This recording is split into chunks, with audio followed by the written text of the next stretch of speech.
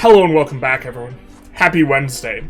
Today we are going to be taking a rundown of Tinto Talks number 72, which features the Inti and folk religions for the upcoming game with the codename Project Caesar. Now this is pretty significant because this is the last of the dev diaries, Tinto Talks rather. These are talks, not diaries, that are going to be covering religion as far as I can tell, and so this represents a kind of milestone for us and a little bit of a question mark as to what we might be getting next week, if anything, in regards to Tinto Talks, because they're trying to show mechanics, trying to get feedback on these types of things, and if all the religions have been shown, what is next is kind of a big question in my mind, them not having shown stuff, so, or opportunity perhaps, but this is a little bit of a, kind of maybe a topic of discussion that people are going to try and think through. But continuing onward, let's get into it. Hello and welcome to another Tinto Talks, the Happy Wednesdays. Of course, Pavia never capitalizes holidays. He doesn't believe in holidays. Happy Wednesday should be capitalized as it is a holiday, where we talk about Europa Universalis 5. Now, they are continuing to insist that it's this game. This is just an anagram for the real title of the game. They're really trying to keep everything quite secretive. That way, you know, nothing gets spoiled ahead of time, this type of thing, but this is an anagram, obviously. The real name of the game is, of course, Suave April Souvenirs. So that is Suave April Souvenir. Everyone knows that April is the month of souvenirs, and generally it is preferable to have souvenirs that are suave, so I hope that helps for everyone. But today we will be talking about the Inti and folk religions. Let's start without further ado. This also is, I think, actually the shortest intro we've had, just categorically from Pavia. The most minimal of ados. Let's get into it. Inti is quite a unique religion that stands out in the Peruvian region. So we do have, of course, the Peruvian region, which, if you've looked at the Tinto maps, really chalked up with some very good resources, especially more in the northern area towards Colombia.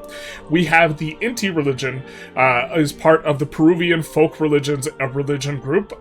There's also the African folk religions religious group, but we will kind of get to that when we get to it, and we will have access to slaves working with raw materials. Again, not sure exactly what that means, because as far as I understand, slaves can always work RGOs, and they can work buildings that are slave-specific. And I don't know if this is extending to them additional work that they can do in which they replace labor qualifications. This is one of the really big advantages of slaves. Slaves don't require qualifications, just someone to tell them that they're property, and then somehow they're magically able to work in the jobs without having to be trained, which would require other pops to be trained. But every RGO, for example, requires you to have laborers normally, which is 1,000 pops that have to be promoted up from peasants. And so slaves replace this. So slaves are kind of a cornerstone for really being able to ramp up RGO exploitation very quickly. And in this way, they are very useful, especially in the New World, when you are settling there and you have locations with only 1,000 pops. Being able to import another 1,000 slaves is a huge deal.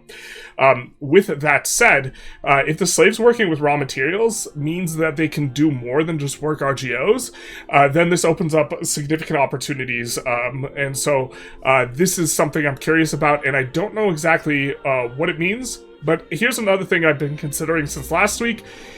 This might just be a UI thing, where everyone gets slaves working with raw materials. This applies to RGOs, and every single nation is now just specific in the UI in regards to their religion in a way that it wasn't before. And there are perhaps some religions that are categorically prohibited from using slaves. I don't think the Catholic or Christian religion is prohibited from using slaves, but it might now just have this clarification in there for all religions that are capable, and this doesn't represent some sort of additional slavery usage, which would be fantastic in-game. So we have army reinforcement cost minus 10%. That seems kind of okay. Army movement speed plus 10%. This modifier is really hard to evaluate. I wish I had more experience on EU4 in regards to zipping around armies and this type of thing. EU4, relative to most other games where you move around armies, it seems like movement speed is less important, but generally speaking, movement speed is an insane modifier in any type of tactical game. But the presence of forts and the fact that, battles kind of stall out around forts, or you jockey for position around forts, this makes movement speed a little bit less important. But having slightly more movement speed does mean you can get away from someone chasing you, whereas the opposite being the case, that means you can catch someone, or, you know, that means you get caught and you get beaten. It hurts. The truth hurts. We also see cultural tradition plus 5%. That doesn't seem like that crazy a modifier. Number of female spouses plus 4. Generally speaking, you kind of get a lot of strong personal union things with maximum number of female spouses. It really allows and opens up a lot of opportunities for making children. And also, something that I think hasn't really been discussed, we haven't really mentioned it too much, your cabinet, when you appoint people to your cabinet, they give power to whatever estate the member you appointed to the cabinet was. So you get like plus 25% to the nobles or something like this. I forget the exact percentage. I think it's 25%, but I'm not sure. When you have a bunch of female spouses, that means you produce a bunch of family, the birds and the bees. And when you produce a ton of family members, that means you have a ton of people that belong to the crown.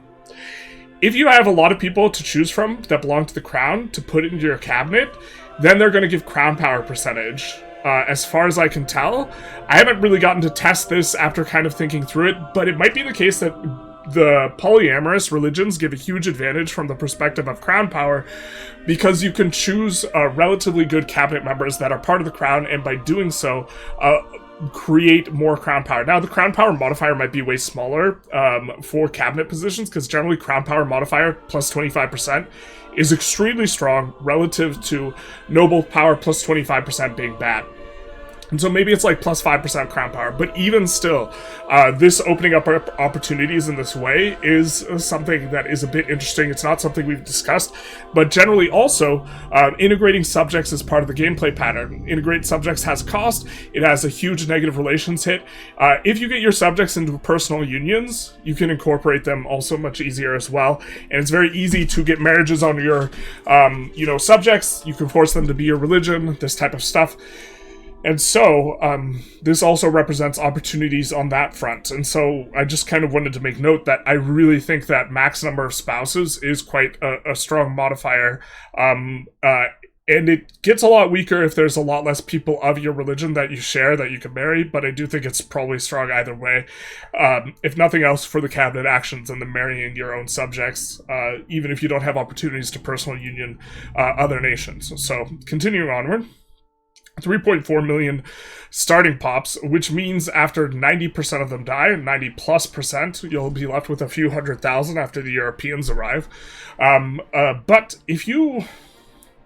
I think it probably takes them a little bit longer to get Peru, and maybe you can stack some disease resistance modifiers. I'm not sure exactly how disease resistance works, but if 10% disease resistance just makes 10% of your pops immune, that's a huge deal with a plague that kills 95% of your pops, right? Because now it's only killing like 85% of your pops, right? Or the math is slightly different on that. But if you could stack a bunch of these, then you have a lot more to work with. Population is a major throttle, though, for you. So contextually, even if the Inti religion is insane, the lack of pops inside of it is maybe a bit of an issue, but maybe you can convert to Inti as someone else. So let's continue on. Here's the panel for religion. You'll notice these all look the same. We do see one holy site in here, which is maybe an indication for how many they have. We have 7 gods. Everyone knows 7 is better than 1. I think that the religions we saw last week, the one that had the most was at 7.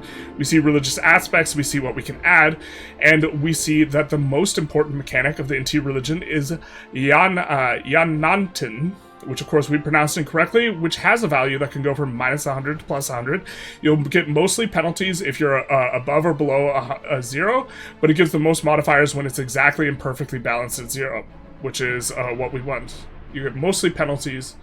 You'll get mostly penalties if you're above or below 0, but it gives the most modifiers when it's exactly perfectly balanced at 0. Okay. It's we have Celebrate Ritual and Pilgrimage to manipulate this. Hopefully this is whole numbers. We see that we're told we want it exactly at 0, and then we see a decimal point, which makes the proposition a little bit difficult. But I imagine it's going to be a range where it's like above 10 or below 10 type of thing. And we see the modifiers here. We see that we are currently getting plus 0.5 each month. That's a nice round number. It's not a whole number, but it's something we could work with. While at exactly 0, we get minus 0.1 monthly control and plus 0.1 prestige. I don't really think that these are that strong modifiers. Monthly control is just how much you tick towards the equilibrium. It's not an increase in your equilibrium of max control, so that's really not that great. And prestige is something that, as a modifier, is not overall that strong. If we are above 0, we get this. Scaling with our Yanantin. So this means if we are at 100, we get minus 5 legitimacy and plus 0.2 rebel growth. That's terrible. And then if we have Yanantin below 0, we get this. And I had already seen screenshots of this before we had started to record this, but we get Noble Estate Satisfaction Equilibrium, and also for burghers and clergy, minus 5%. And of course, this is not ideal, but Peasant Estate Satisfaction plus 80%, kind of a little bit... this is insanely good.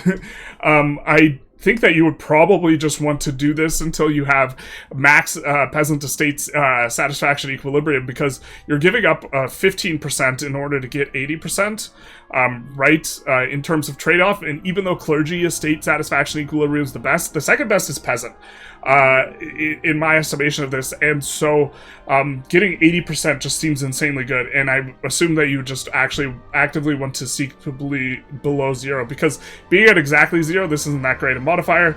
Monthly prestige is kind of whatever. Pops join rebels threshold, this is kind of nice, especially if you're expanding actually really aggressively, and most of your pops tend to be peasants.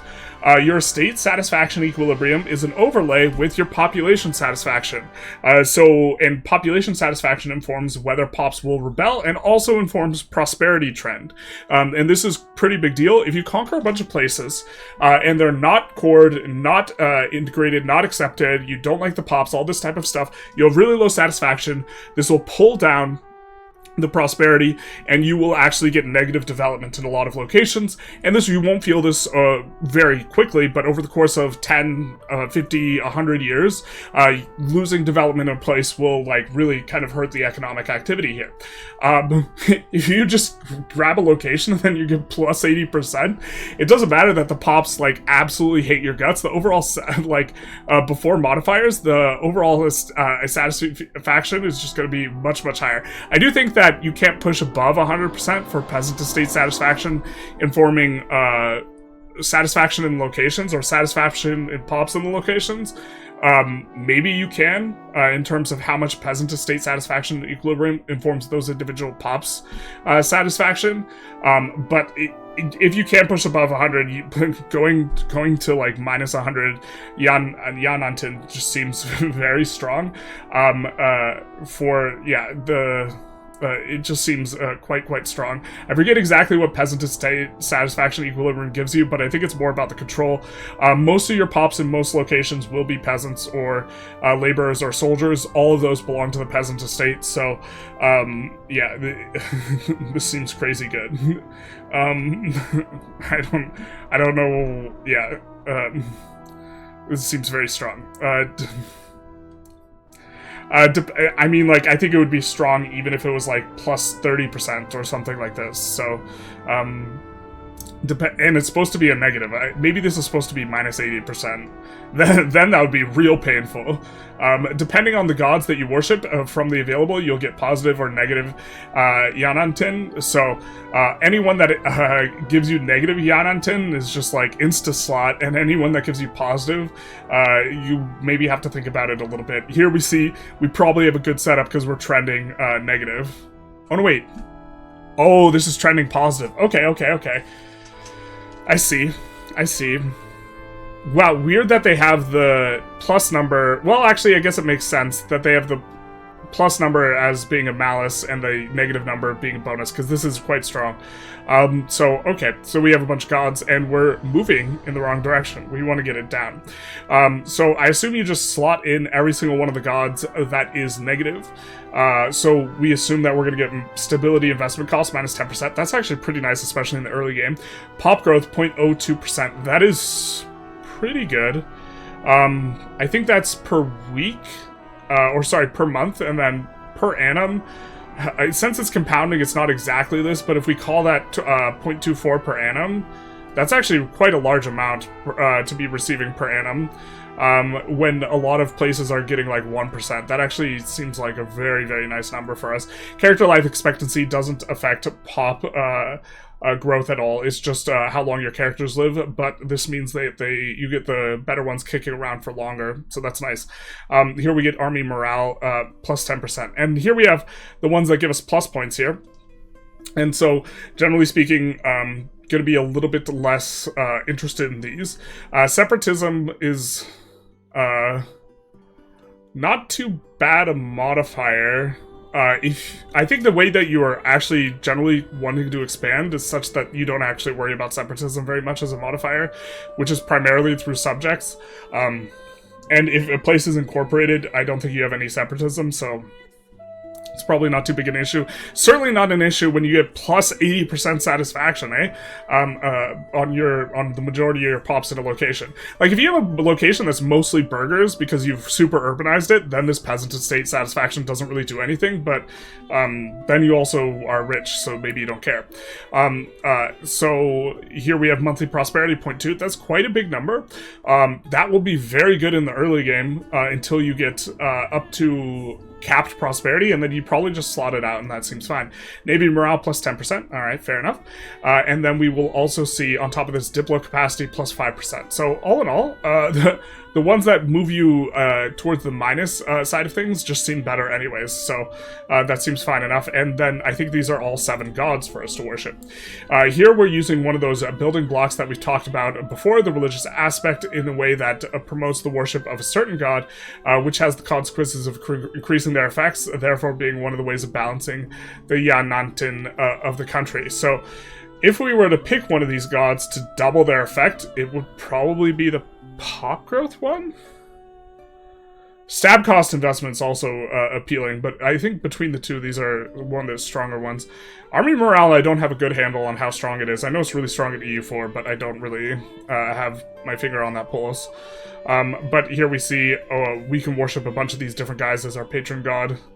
Oh, can we only select one of these? These are just adding as an aspect. Okay. You can only promote one worship of one god at a time, and changing it costs stability. Oh, well then, yeah, maybe this is the one that gets worshipped, just generally speaking. Pop growth is like kind of an interesting modifier because it doesn't pay out for a long time, but when you hit the wall of running out of pops, it is extraordinarily painful, and it just feels like all your positive growth just like completely stalls out, and there's not really a good way to get more pops. You can't get market migration very easily. So like the pops that are in your market are like the pops that are in your market, kind of. Another way of balancing unless you import slaves, another way slaves are good. You can import them and then accept them, and which releases them. Another way of balancing the Yanantin of your country is performing any of these actions. Celebrate ritual, pilgrimage, host ceremony. We sacrifice prestige to one of the gods, and choose a favor. Let's see.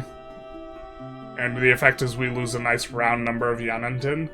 Okay, and then the pilgrimage, we lose 20 Yanantin. And so, okay, we don't want to have Yanantin. Fair enough. And then, what's this? Celebration, 0.1 pop growth.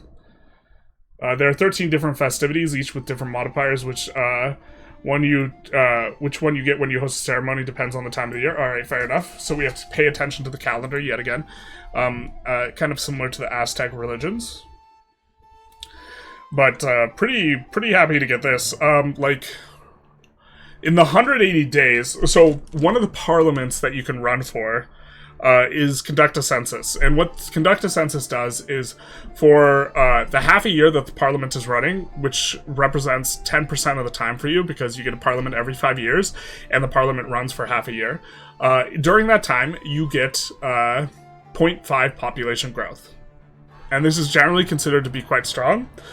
And it's only on 10% of the time, which means it's effectively 0.05%, right?